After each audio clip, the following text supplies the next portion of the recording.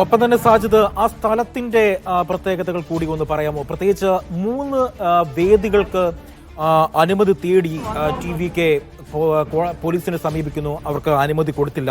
തുടർന്നാണ് ഈ വെള്ളിയാഴ്ച അവർ കോടതിയെ സമീപിക്കുകയും ഇപ്പോൾ സാജിദ് നിൽക്കുന്ന സ്ഥലത്ത് ഈ പരിപാടിക്കായി കോടതി അനുമതി നൽകുകയും ചെയ്യുന്നത്. അപ്പോൾ ഈ TVK പ്രധാനമായും പറയുന്നത് അവിടെ 10,000 പേരെ ഉൾക്കൊള്ളാൻ കഴിയും എന്ന ഒരു സ്ഥലമാണ് എന്നാണ് അവർ അവകാശപ്പെടുന്നത്. അവർ പോലീസിന് നൽകിയിരിക്കുന്ന കത്തും അങ്ങനെ തന്നെയാണ്. സാജിദിന് ഗ്രൗണ്ട് സീറോയിൽ നിൽക്കുമ്പോൾ എന്താണ് അവിടെ നിന്നും മനസ്സിലാക്കുന്നത്? 10,000 പേരെയൊക്കെ ഉൾക്കൊള്ളാൻ പറ്റുന്ന ഒരു സ്ഥലമാണോ അവിടെ?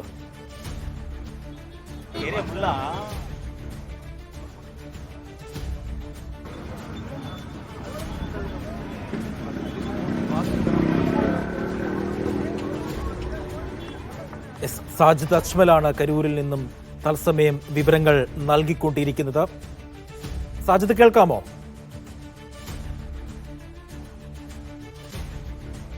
സ്ഥലത്തിന്റെ ഒരു പ്രത്യേകതയാണ് ചോദിച്ചത് എന്ന് മനസ്സിലാക്കുന്നു.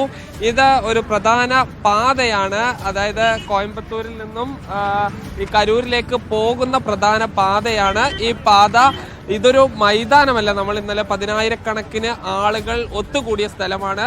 ഇതൊരു മൈതാനമല്ല, മറിച്ചൊരു റോഡ് വശമാണ്. ഇപ്പോൾ നേരത്തെ നമ്മൾ കണ്ട സ്ഥലം അത് ഒന്നുകൂടി ക്യാമറയിൽ കൃത്യമായി കാണിച്ച് തരാവുന്നതാണ്. ആ ഭാഗം എന്ന് പറയുന്നത്, അതായത് ഈ വിജയുടെ വാഹനം ഉൾപ്പെടെ നിന്ന ഈ സ്ഥലം, ഇതാണ് ഇവിടെ ഏറ്റവും വീതിയുള്ള ഭാഗം എന്ന് പറയുന്നത്. ഇവിടെ നമ്മൾ ഈ ദൃശ്യങ്ങളിൽ കാണുന്ന പോലെ പരമാവധി ഒരു 200-300 ആൾക്ക് നിൽക്കാൻ കഴിയുന്ന ഒരു സ്ഥലമാണ്. പിന്നീട് ഈ വീതി കുറഞ്ഞ് ഉള്ള റോഡിന്റെ മറ്റ് ഭാഗങ്ങളാണ്. ഇത്തരം ഒരു സ്ഥലത്താണ് 10,000 ആളുകൾക്ക് പോലീസ് അനുമതി നൽകിയത് എന്നുള്ളതാണ്. അത് തന്നെ ഒരു വിചിത്രമായ കാര്യമാണ്. കാരണം വളരെ കുറഞ്ഞ ആളുകളെ ഉൾക്കൊള്ളാൻ കഴിയുന്ന ഒരു സ്ഥലത്ത് പോലീസ് 10,000 ആളുകളുടെ ഒരു പരിപാടി നടത്താൻ അനുമതി നൽകുന്നു.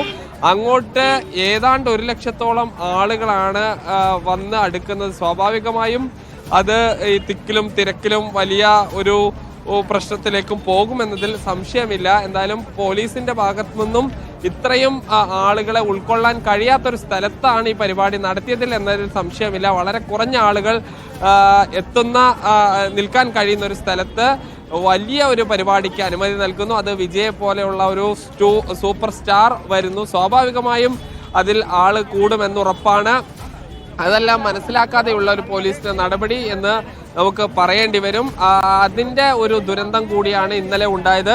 ഈ കാണുന്നതെല്ലാം തന്നെ ഈ ആളുകൾ അവരുടെ പ്രാണരക്ഷാർത്ഥം ഓടുമ്പോൾ ഉപേക്ഷിച്ച് പോയ ചെരുപ്പുകളാണ്. ഇങ്ങനെ 100 കണക്കിന് ചെരുപ്പുകളാണ് നമുക്ക് കാണുന്നത്. അതിൽ വളരെ കുഞ്ഞു കുട്ടികളുടെ ചെരുപ്പുകളും മറ്റും കാണാം.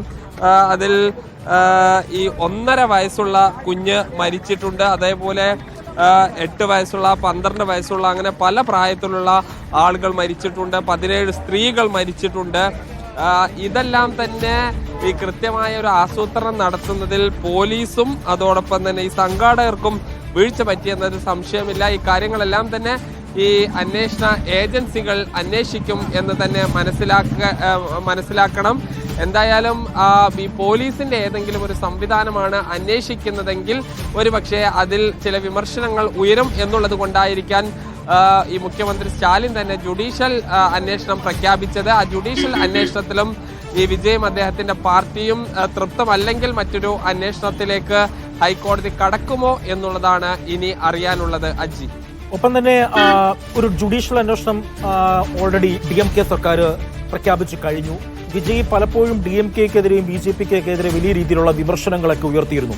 അപ്പോൾ വിജയ്ക്കെതിരെ കോടതിയലക്ഷ്യത്തിന് കേസെടുക്കണമെന്നുള്ള ഒരു ആവശ്യം ഇന്നലെ തമിഴ്നാട് CPM-ഉം കോൺഗ്രസും DMK-ക്ക് ഉന്നയിച്ചിരുന്നു. കാരണം തിരുച്ചിറപ്പള്ളിയിൽ സമാനമായ ഒരു അപകടം നടന്നു. അന്ന് അപകടം നടന്നപ്പോൾ ഒരാൾ മരണപ്പെട്ടു, അന്ന് നിരവധി പേർക്ക് പരിക്കേറ്റിരുന്നു. അന്ന് കൃത്യമായി മദ്രാസ് ഹൈക്കോടതി ഉത്തരവിട്ടതാണ് ഇത്തരത്തിൽ പരിപാടികൾ നടത്തുമ്പോൾ ജാഗ്രത വേണമെന്നൊക്കെ തന്നെ ഉത്തരവൊക്കെ ഇട്ടിരുന്നത്. അപ്പോൾ ഇപ്പോൾ പരസ്പരം TVK-യും ഒപ്പം തന്നെ DMK-യും പ്രത്യാരോപണങ്ങളൊക്കെ ഉന്നയിക്കുന്ന ഒരു സാഹചര്യമാണ് ഉള്ളത്. ഇപ്പോൾ നിലവിലത്തെ ഒരു സ്ഥിതിഗതികൾ എന്താണ്? ഇപ്പോൾ വിജയുമായി ബന്ധപ്പെട്ട ഇന്നലെ തന്നെ നമ്മൾ കണ്ടു, പ്രതികരണം വന്നതൊക്കെ നമ്മൾ കണ്ടു. അപ്പോൾ ഈ രാഷ്ട്രീയ പ്രത്യാരോപണങ്ങൾ അങ്ങോട്ടും ഇങ്ങോട്ടും അവർ ഉന്നയിക്കുന്ന ഒരു പശ്ചാത്തലമാണ് സാജിദ് നമുക്ക് അവിടെ നിന്നും കാണാൻ കഴിയുന്നത്. അപ്പോൾ DMK നേതാക്കൾക്ക് ഇതിന് ഒരു ഗൂഢാലോചനയുള്ള അല്ലെങ്കിൽ അട്ടിമറിയുണ്ട് എന്ന് ഈ TVK-ക്കാർ പറയാനുള്ള ഒരു പ്രധാന കാരണം എന്താണ് സാധിച്ചത്? അവർ ഈ സെന്തിൽ ബാലാജി MLA ആയി നിൽക്കുന്ന ഒരു മണ്ഡലം കൂടിയാണ് ഇത്. സെന്തിൽ ബാലാജിയും ഈ വിജയുടെ പാർട്ടി TVK-യും തമ്മിൽ വലിയ തോതിലുള്ള ഒരു തർക്കം നടക്കുന്നു. ആ കാര്യങ്ങളെല്ലാം തന്നെ അന്വേഷിക്കണമെന്നാണ് പറയുന്നത്. ഇതിൽ നേരത്തെ അജി സൂചിപ്പിച്ച പോലെ തന്നെ ഈ കോടതി അലക്ഷ്യം ഉൾപ്പെടെയുള്ള കാര്യങ്ങൾ പലരും ചൂണ്ടിക്കാട്ടുന്നുണ്ട്. ഇതിൽ അതീവ ശ്രദ്ധ വേണമെന്ന് വിജയ്ക്കും അദ്ദേഹത്തിന്റെ പാർട്ടിക്കും നിർദ്ദേശം നൽകിയതാണ്. അത് ലംഘിച്ചതിൽ ഒരുപക്ഷെ ഈ വിമർശനങ്ങൾ ഉണ്ടാകുമോ എന്നും അതിനുള്ള സാധ്യതയുമുണ്ട്.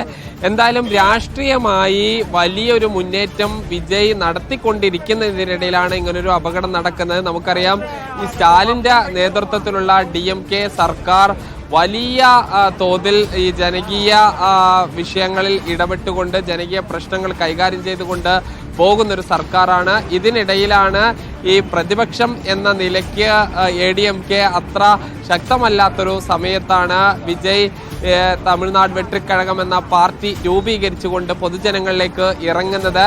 2026 അതായത് ഇനി ഏതാനും മാസങ്ങൾക്ക് ശേഷം നടക്കുന്ന നിയമസഭാ തെരഞ്ഞെടുപ്പിൽ വലിയൊരു മുന്നേറ്റം കാഴ്ചവെക്കാൻ കഴിയുമെന്നുള്ളതാണ് വിജയ് പ്രതീക്ഷിച്ചിരുന്നത്, തമിഴ്നാട്ടിലെ പലരും പ്രതീക്ഷിച്ചിരുന്നത്. അതിനിടയ്ക്കാണ് ഇങ്ങനൊരു സംഭവം നടക്കുന്നത്. അത് ഈ വിജയുടെ മുന്നേറ്റം എന്നുള്ളത് തീർച്ചയായും DMK-യെ സംബന്ധിച്ചിടത്തോളം ADMK ആണെങ്കിലും ഇവിടെയുള്ള കോൺഗ്രസ്, BJP, CPM ഉൾപ്പെടെയുള്ള എല്ലാ പാർട്ടികൾക്കും അത് ഒരു ആശങ്ക ഉളവാക്കുന്ന കാര്യമാണ്. പ്രത്യേകിച്ച് ഈ തമിഴ്നാടിനെ സംബന്ധിച്ച് ദ്രാവിഡ രാഷ്ട്രീയം എന്നുള്ളതാണ് അവരുടെ ഒരു അസ്തിത്വത്തിന്റെ ഭാഗമാണ്. അതേ ദ്രാവിഡ രാഷ്ട്രീയം തന്നെയാണ് DMK മുന്നോട്ട് വയ്ക്കുന്ന, ADMK മുന്നോട്ട് വയ്ക്കുന്ന ദ്രാവിഡ രാഷ്ട്രീയം തന്നെയാണ് ഈ വിജയം മുന്നോട്ട് വെച്ചിരുന്നത്. ആ ദ്രാവിഡ രാഷ്ട്രീയത്തോടൊപ്പം തന്നെ പലപ്പോഴും നമുക്കറിയാം ഈ DMK ആണെങ്കിലും ADMK-ക്ക് എതിരെ പലതരത്തിലുള്ള അഴിമതി ആരോപണങ്ങൾ പലപ്പോഴും വന്നിട്ടുണ്ട്. ഈ സെന്തിൽ ബാലാജിക്കെതിരെ വന്നിട്ടുണ്ട്. പിന്നീട് 2G സ്പെക്ട്രം കാലത്ത് D രാജ പോലെയുള്ള ആളുകൾക്ക് എതിരെ DMK-യുടെ വന്നിട്ടുണ്ട്. ജയലളിത ഭരിക്കുന്ന സമയത്ത് ADMK-ക്കൊക്കെ വന്നിട്ടുണ്ട്. പക്ഷേ ഇദ്ദേഹം വിജയ് പറയുന്നത് പണം കണ്ട് മടുത്തവനാണ് ഞാൻ, അതുകൊണ്ട് എൻ്റെ ഭാഗത്തുനിന്ന് അഴിമതി ഒരിക്കലും ഉണ്ടാവില്ല എന്ന് അദ്ദേഹം പറഞ്ഞുകൊണ്ടാണ് അദ്ദേഹം ഈ വിജയ് ജനങ്ങളിലേക്ക് എന്ന ഒരു ക്യാമ്പയിൻ നടത്തി എല്ലാ ശനിയാഴ്ചകളിലും ഈ രീതിയിൽ ജനങ്ങളിലേക്ക് എത്തുന്നത്. അത് എത്രത്തോളം ആളുകൾ ഏറ്റെടുക്കും എന്ന ഒരു വിഷയം നിലനിൽക്കുന്നതിനിടയിലാണ് ഇപ്പോഴിങ്ങനെ ഒരു അപകടം നടന്നിരിക്കുന്നത്. ഈ അപകടത്തിൽ നിന്ന് വിജയെ സംബന്ധിച്ചിടത്തോളം അദ്ദേഹം വളരെ പെട്ടെന്ന് ചെന്നൈയിലേക്ക് പോയി എന്നുള്ളത് വലിയ തോതിൽ ആളുകൾ ചർച്ച ചെയ്യുന്നുണ്ട്. ആളുകളെ ആശ്വസിപ്പിക്കാനോ ഈ ആശുപത്രിയിലുള്ള ആളുകളെ ചേർത്ത് പിടിക്കാനോ മരിച്ച ആളുകളുടെ ബന്ധുക്കളെ ആശ്വസിപ്പിക്കാനോ വിജയ് തയ്യാറായില്ല എന്നുള്ളതാണ്. അതിന് ഈ വിജയ്ക്കൊപ്പം നിൽക്കുന്ന ആളുകൾ പറയുന്നത് വിജയ് എന്നുള്ളത് വലിയ സെലിബ്രിറ്റിയാണ്, അതുകൊണ്ടാണ് ഇന്നലെ ഇത്രയധികം ആളുകൾ 10,000 ഒഴുകി എത്തിയത്. ഇനിയും അങ്ങനെ ആശുപത്രിയിലേക്ക് വരികയാണെങ്കിൽ അത് ആളുകൾ ഒഴുകിയെത്തുകയും അത് ഈ ആശുപത്രിയിലെ ക്രമസമാധാനത്തെയും ആളുകൾക്ക് ചികിത്സ നൽകുന്നതിനെ പോലും ബാധിക്കുമെന്ന ആശങ്ക ഉള്ളതുകൊണ്ടാണ് അദ്ദേഹം പോയത് എന്നുള്ളതാണ്. അദ്ദേഹം വലിയ നഷ്ടപരിഹാരം പ്രഖ്യാപിക്കുമെന്ന് പറഞ്ഞു. ആ രീതിയിൽ നഷ്ടപരിഹാരം ആയി അദ്ദേഹം 20 ലക്ഷം രൂപ മരിച്ച ആളുകളുടെ കുടുംബങ്ങൾക്കും പരിക്കേറ്റവർക്ക് ഈ രീതിയിൽ തന്നെ ഉള്ള 2 ലക്ഷം രൂപ എന്നിവയാണ് നൽകിയിരിക്കുന്നത്. ഇന്നലെ പരിപാടിയുടെ ഭാഗമായി ഇവിടെ ഒട്ടിച്ചിരുന്ന പോസ്റ്ററുകളും മറ്റുമാണ് നമ്മൾ കാണുന്നത്. ഈ റോഡിന്റെ 2 ഭാഗത്തും ഈ രീതിയിലുള്ള പോസ്റ്ററുകളും മറ്റും കാണാം. ഈ ആളുകൾ ഉപേക്ഷിച്ചു പോയ ചെരുപ്പുകൾ കാണാം. സത്യത്തിൽ ഒരു ദുരന്ത ഭൂമിയായി ഈ മേഖല അവശേഷിക്കുന്ന കാഴ്ചയാണ് നമ്മൾ കണ്ടുകൊണ്ടിരിക്കുന്നത്. അജി, വിവിധ സർക്കാർ വകുപ്പുകൾ അതിന്റെ അന്വേഷണം നടക്കുന്നു.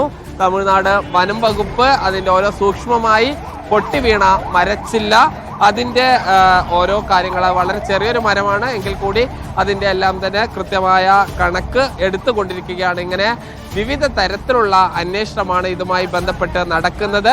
അതോടൊപ്പം തന്നെ വലിയ രാഷ്ട്രീയ വിവാദങ്ങൾക്ക് കൂടി തിരി തെളിച്ച ഒരു സംഭവം കൂടിയാണ് ഇന്നലെ ഉണ്ടായത്.